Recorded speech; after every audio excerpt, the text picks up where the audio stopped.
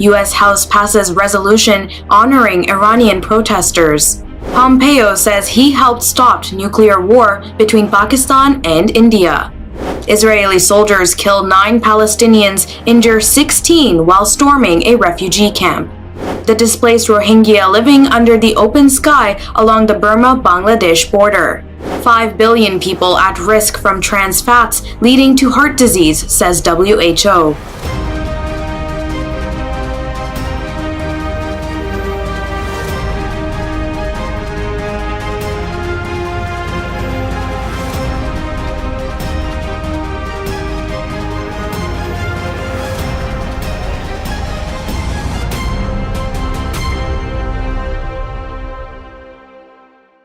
From Toronto studios, this is the Muslim News on Muslim Network TV. Assalamu alaikum, I'm Saamiyah Syed. Our top story tonight.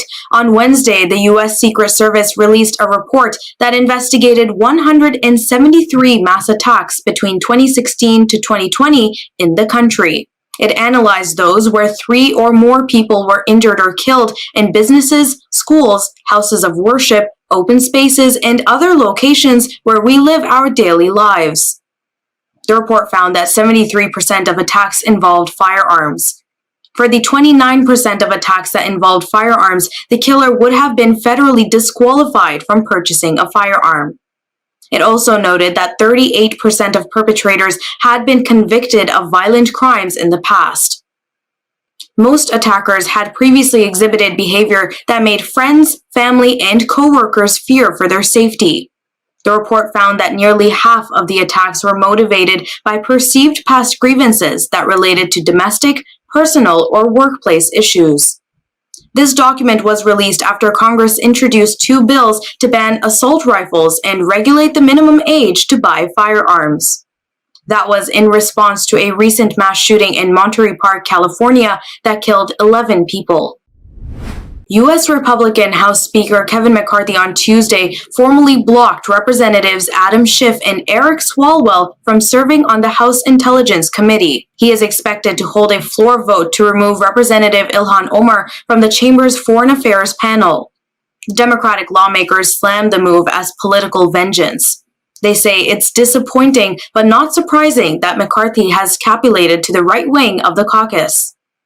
In a joint statement, they called the push a corrupt bargain that the Republican leader struck in his desperate and nearly failed attempt to win speakership. Omar has argued that the GOP push to strip her committee assignments is rooted in bigotry. I do not actually think that he has a reason outside of me being Muslim and thinking I should not be, Omar said to McCarthy earlier this month. Republican Representative Nancy Mace has also signaled that she would vote against removing Omar from committees. Sumayya Wahid is with the organization Muslim Advocates. She said in a recent interview with HuffPost that by stripping Congresswoman Omar of her committees, McCarthy is silencing an effective, principled voice of the Foreign Affairs Committee.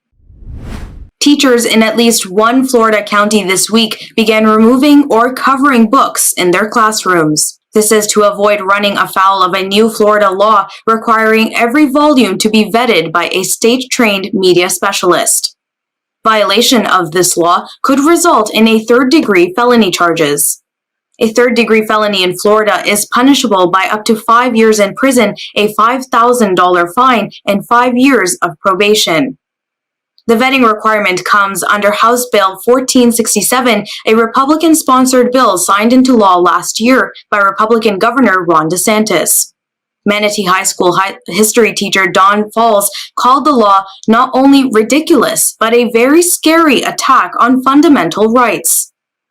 Many Manatee County teachers erred on the side of caution and covered their entire classroom libraries. However, teachers and students found ways of resisting the new law, even as they took action to comply with it. On Monday, students at Hamline University in St. Paul, Minnesota, returned for the spring semester, weeks after controversy erupted at the school. That was over a professor showing the portrait of Prophet Muhammad, peace be upon him, during an art history class. A Muslim student objected and the school fired the instructor. This led to heated discussions online and offline worldwide over the issue of academic freedom, with news outlets like Fox News and the New York Times weighing in. In a number of cases, students and staff received death threats from people outside of the school. The Minnesota chapter of the Council on American Islamic Relations called the incident Islamophobic and praised Hamline for condemning what the professor did. However, in a rare break with the local chapter, CARE National issued a statement saying that showing the paintings in a proper educational context was not Islamophobic. On Monday, many Muslim students at Hamline were excited to be back, but tired of the debate about academic versus religious freedom. But the school is not done with the issue just yet. On Tuesday, many of Hamline's full-time professors voted to ask University President Fainees Miller to resign, saying they no longer have faith in President Miller's ability to lead. On Wednesday, the U.S. House overwhelmingly adopted a resolution commending protesters in Iran. The concurrent resolution was approved 420 to 1. It applauds the bravery, courage, and resolve of the women and men of Iran. Only Kentucky GOP Representative Thomas Massie voted against it. Iranians have been demonstrating against their government in more than 13 cities and risking their safety. Over 500 have died and more than 1,000 injured in the protests, which broke out last September. This was following the death of a 22-year-old Iranian Kurdish woman, Mahsa Amini's, in public custody. The U.S. resolution also lists instances of persecution of women by the Iranian regime through what it calls misogynistic criminal statuses. The U.S. resolution also lists instances of the persecution of women by the Iranian regime through what it calls misogynistic criminal statutes. Former U.S. Secretary of State Mike Pompeo is claiming that India and Pakistan came close to nuclear war in 2019. This was following an Indian airstrike in Pakistan. AFP reports that Pompeo said U.S. intervention helped prevent an escalation. I do not think the world properly knows just how close the India-Pakistan rivalry came over to spilling into a nuclear war in 2019. Pompeo made the statement in his memoir, Never Give an Inch, which discusses his time as former U.S. President Donald Trump's top diplomat and earlier CIA chief. In February 2019, India launched airstrikes inside Pakistani territory.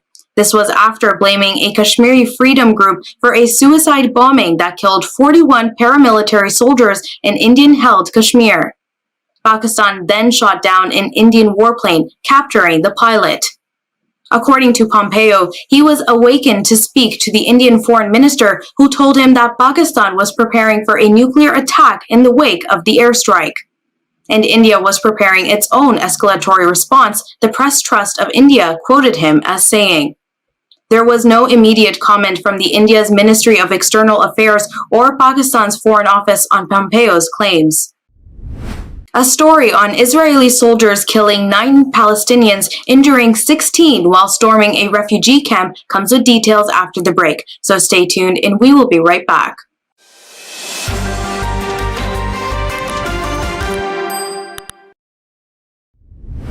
Welcome back.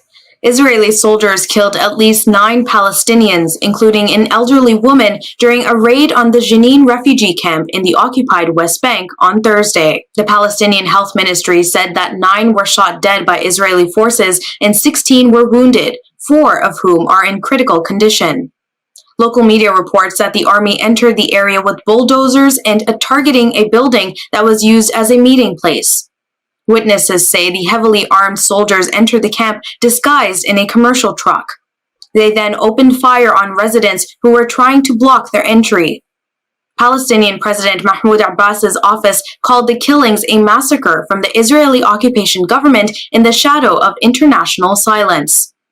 In 2022, at least 220 people were killed in Israeli attacks across the occupied territories, including 48 children.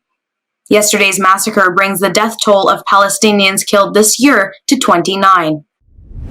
India says Twitter and YouTube have complied with the demands of its government to censor a documentary about Narendra Modi's role in the 2002 Gujarat massacres. The first episode of the BBC documentary series India, the Modi Question, says India's Prime Minister was directly responsible for the Gujarat pogroms of Muslims in 2002.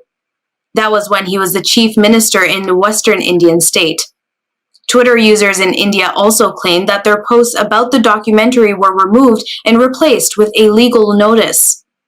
The Indian government sent notices to both YouTube and Twitter to delete shared snippets or links to the documentary. YouTube spokesperson Jack Mallon declined to comment on the takedown demands from the Indian government. To learn more about the BBC documentary on Prime Minister Narendra Modi's involvement in the Gujarat pogrom, let's watch this report. The Indian government has invoked emergency laws to ban a BBC documentary in India. It has ordered Twitter and YouTube to take down dozens of accounts airing clips of the Modi film. The government says the BBC production undermines the sovereignty and integrity of India. But why did India ban an educational documentary by the BBC? The documentary called India, the Modi Question provides evidence that Narendra Modi was directly responsible for anti-Muslim pogroms of Gujarat in 2002. The pogrom killed at least 2,000 Muslims, 100,000 Muslim-owned homes, and over 16,000 businesses were destroyed. The former UK Foreign Secretary Jack Straw says that British diplomats carried out an inquiry inside Gujarat state. It revealed the violence against Muslims was well planned. He says it has all the hallmarks of ethnic cleansing. According to the British government's report, Hindu extremist organizations were given impunity by Narendra Modi's government. The report claims that Narendra Modi ordered Gujarati police not to intervene. Gujarat was then faced with a very difficult situation because of the history of communal violence, and that required effective policing. And that effective policing did not take place. Narendra Modi's minister was convicted of killing innocent Muslims in 2002. Another convicted Hindu extremist also accepted on camera that Narendra Modi helped him get bail.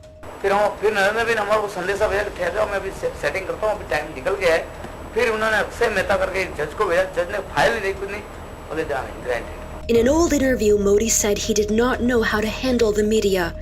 Yes, one area where I was very, very weak, and that was how to handle the media. But it seems now he's mastered the art of controlling the media. The Indian government has blocked tweets and YouTube links of the BBC's documentary in the country. This is one of the reasons that Reporters Without Borders has ranked India 150th in terms of media freedom around the world. That is worse than Somalia and Colombia.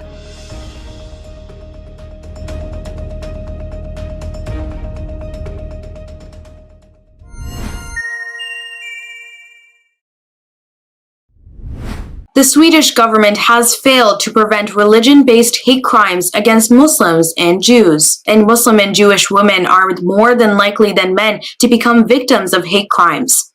In 2021, Muslims bore the brunt of more than half of all hate crimes against religious groups in Sweden, according to a report published by the National Crime Prevention Council. They were followed by Jews, Christians, and other groups.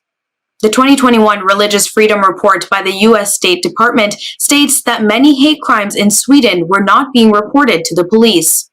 In related news, on Wednesday, Al-Azhar University in Egypt, which is the highest seat of Sunni Islamic learning, called for a boycott of Dutch and Swedish products. This was in response to the Swedish government-sanctioned desecration of the Quran, Islam's holy book, by allowing a far-right extremist to publicly burn it.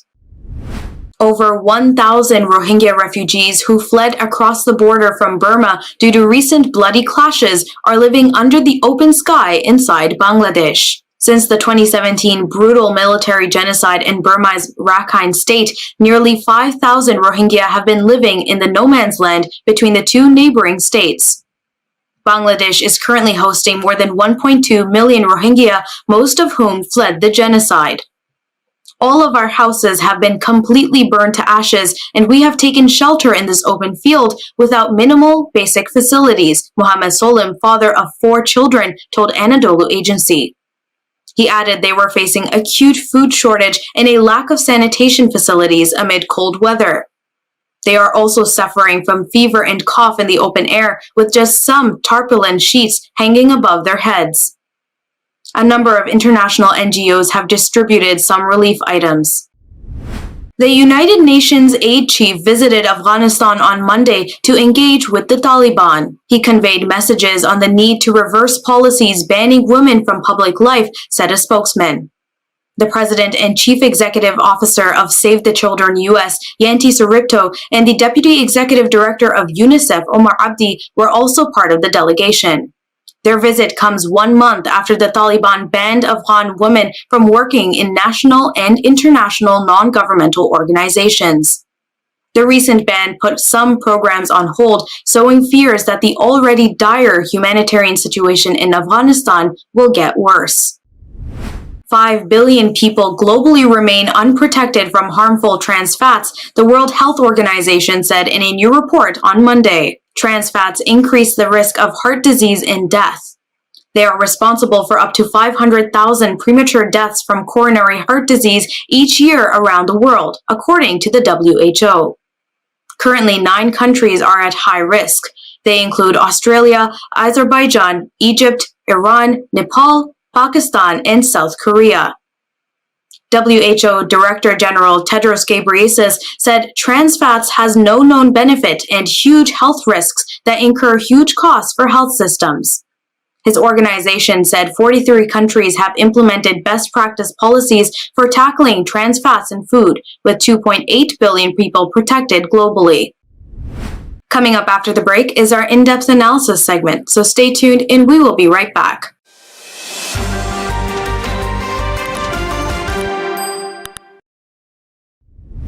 Welcome back. To learn why the BBC documentary on Prime Minister Narendra Modi was banned, let's go to Edward Ahmed Mitchell. Over to you, Edward. Thank you, Saamiyah, and welcome everyone. We move now to a discussion of India. As many of you know, a new documentary produced by the BBC has outlined the horrific violence that occurred against Muslims in Gujarat many years ago, violence that was enabled by the current Indian Prime Minister, Narendra Modi. To discuss what the response to this video, to this documentary has been by the Indian government, how social media companies are clamping down on its spread in India, we want to discuss this issue with our special guest, Dr. Deepa Sundaram, who is a PhD and assistant professor of religious studies at the University of Denver. We're very happy to have her on today. Doctor, hello, how are you doing? Great. Thank you so much for having me. No, thank you for joining us. Really appreciate it. So first, Doctor, for those who have no idea, they're living under a rock, they don't know what's going on, what is this BBC documentary about? What's the main focus of the documentary? What does it reveal? So the documentary has been released in 2 parts, and the first part has focused on the early years of Prime Minister Narendra Modi and how his rise occurred through the RSS, which is a paramilitary organization that is connected to the political party that he now heads, called the BJP. And it details his role as the chief minister at the time in 2002 during the riots in Gujarat that followed 15 Hindu pilgrims being burned in a train. So the documentary is essentially detailing all of that. And in the second part, it talks more about his second term. The Indian government has been quite upset by this documentary. What are they so upset about? And what have they demanded of social media companies? And what have social media companies done in response? So they're upset, and it should be noted that the documentary has been banned in India and on all Indian social media platforms. So that means that Twitter India, Facebook India, so on and so forth.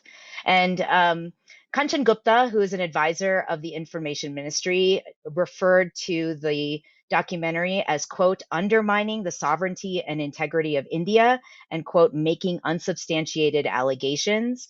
Modi himself has called it a, quote, discredited narrative.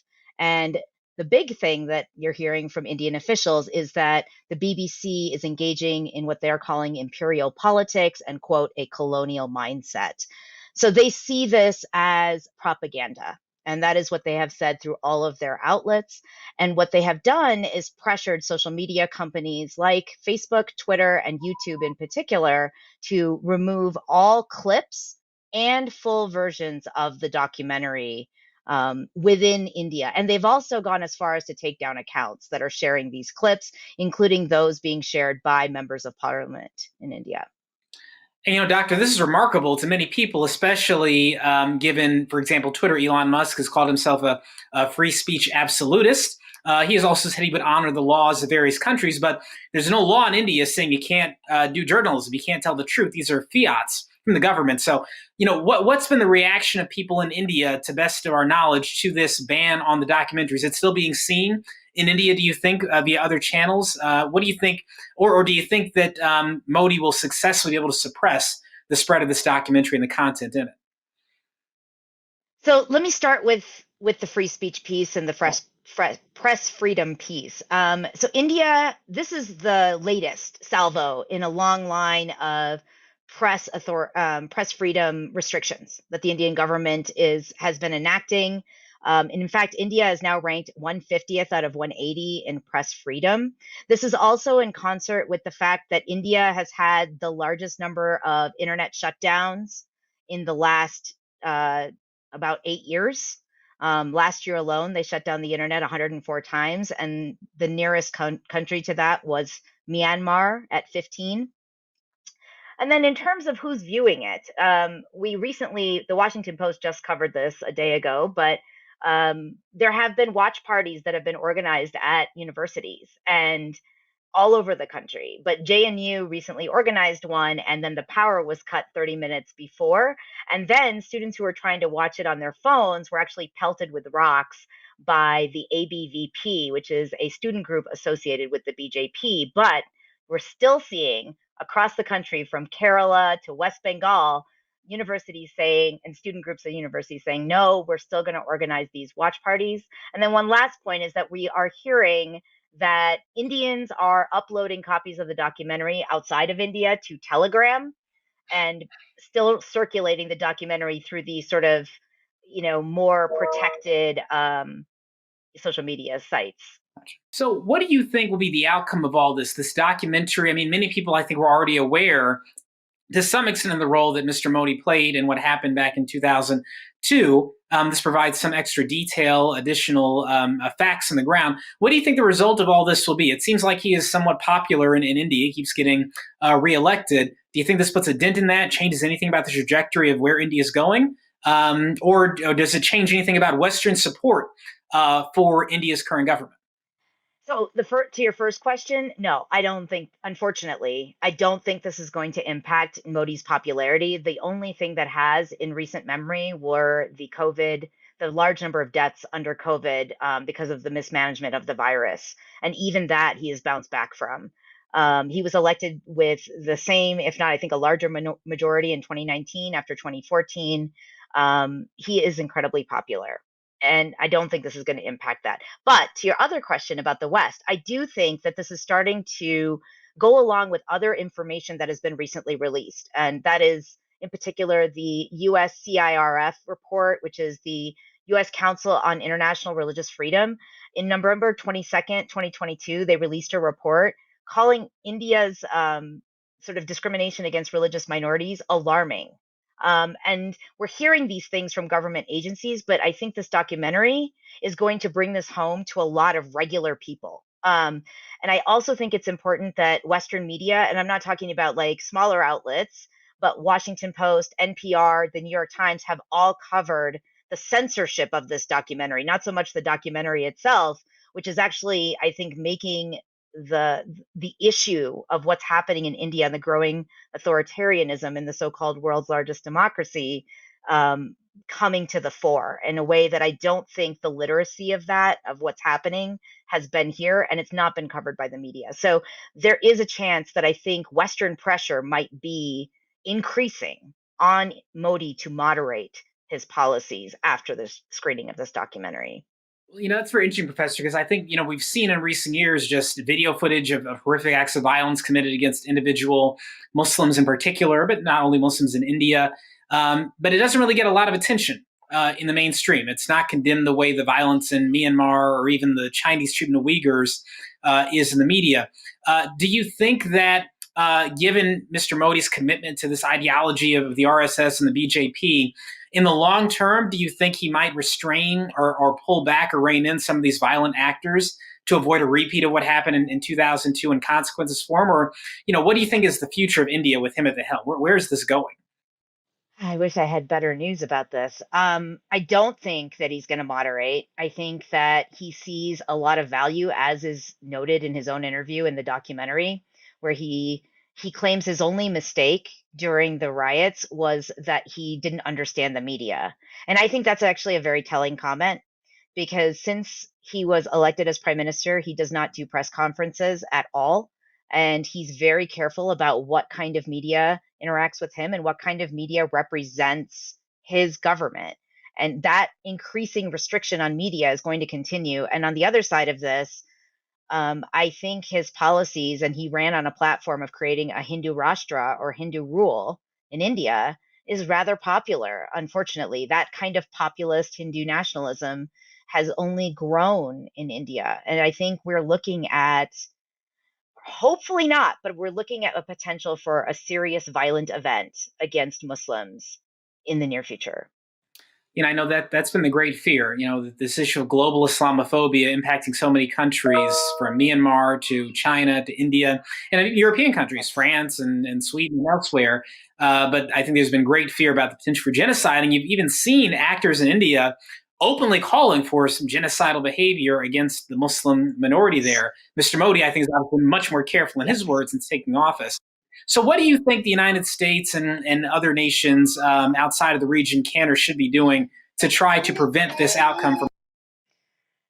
I think that Biden should be using his bully pulpit to pressure India as a ally, right, in the region. We have always seen India as a democracy in a region that is somewhat unstable. The Asia Pacific region in particular is at risk right now, not just from India, but from a number of other geopolitical actors, including Myanmar, China, right? And of course, we have North Korea there, and a number of other countries that are in crisis. And I think that Biden has the opportunity here to pressure Modi.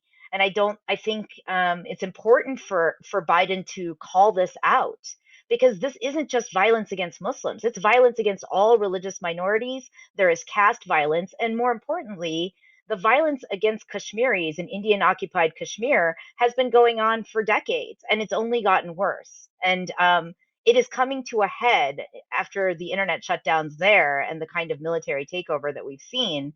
And we don't see, other than Kamala Harris's comments on Kashmir before she was elected, we haven't seen any real action from Biden. Rather, I think we've seen a lot of equivocation. But we have an opportunity to pressure India because they need us. And I think that's what I'd like to see. And I'd like to see that coming from the European countries as well, particularly the UK. But I'm not necessarily confident, given the conversations that took place in Parliament when Rishi Sunak sort of equivocated on the documentary when asked about it by a Labour MP, and saying, shouldn't we have known about, this? Shouldn't we be doing something? And he was like, well, I don't know if it's that bad. So I'm not so confident it will happen, but this is precisely what needs to happen, and the evidence is there. Yeah.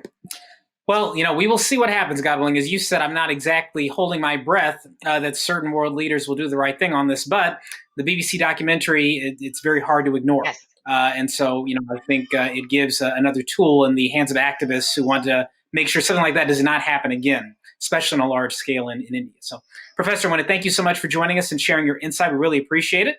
And we look forward to having you back in the future to discuss this further, hopefully with some positive news, God willing.